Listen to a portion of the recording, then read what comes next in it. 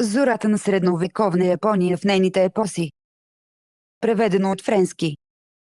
Мирният период Хеян 794-11-85 завърши в пожар, след битки с рядка жестокост. Два съпернически дома, Тайра и Минамото, изместиха един след друг придворната аристокрация, която не разполагаше нито с достатъчна армия, нито с полиция, и предизвикаха настъпването на феодалния режим. Така започва японското средновековие. Този период на сътресения бе такъв, че трябва да се рови в германското средновековие, за да се намери подобна бъркотия. С броеница в ръката и меч на кръста. От тази суматоха се родиха военните сказания. 軍記物語。 Мъжествени разкази, пълни с убийства, чудесни бойни подвизи и дълго подготвяни отмъщения източник на смущение и тревога за историците. Тяхната функция беше, впрочем, не толкова литературна, в смисъла, в който ние го разбираме, колкото възпоменателна и духовна. Ставаше дума преди всичко да се успокоят душите на воините, загинали в боевете, и за оцелелите да се търси смисъл в хаотичните събития, които сложиха край на стария ред.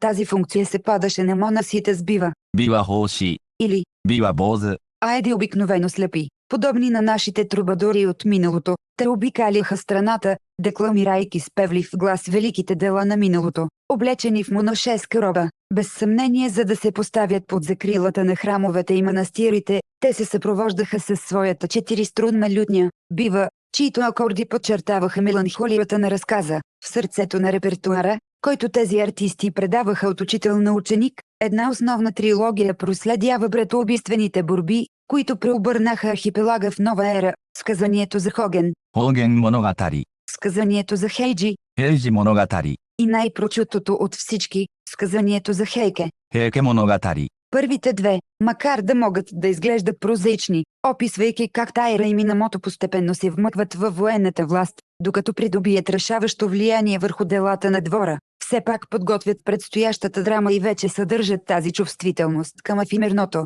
物の哀れ、 която ще намери в сказанието за Хейке своя най-съвършен израз. Светът, в който живеем, няма повече съществуване от лунен лъч, който се отразява във водата, черпена в шепата на ръката. Непостоянството като съдба. Монументално произведение, истинска енеида на вътрешните борби и ожесточените войни, които разкъсаха двата дома, кулминирайки с битката при Дан Нура, 25 април 1185 година. Сказанието за Хейке все пак се отклонява радикално от западната традиция, вместо да започне по начина на Вергилиес. Arma virumque. Оръжията и мъжа. Японската хроника напомня от първия си ред непостоянството на всички неща. Горделивият наистина не трае, точно като съня на една пролетна нощ. Персонажите, велики или скромни, всички са отнесени от същия вихър, илюстрирайки доносита, че според формулата на Босуе, ще дойде времето, когато този човек, който ви се струваше толкова велик, вече няма да го има, когато ще бъде като детето, което още не е родено, когато няма да бъде нищо. Дойдох само за да попълня бройката, а и без мен можеха да минат.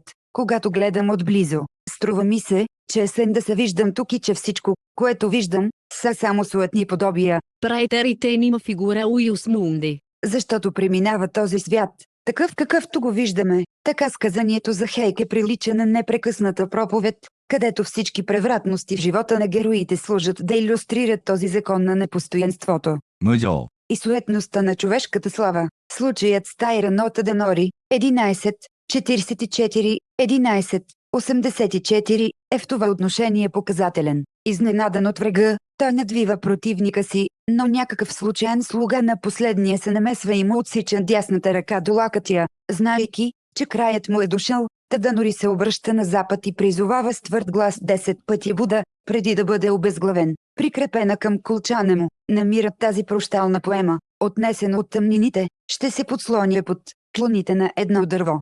Само цветята ще ме приемат тази вечер. Една полусянкова последователност.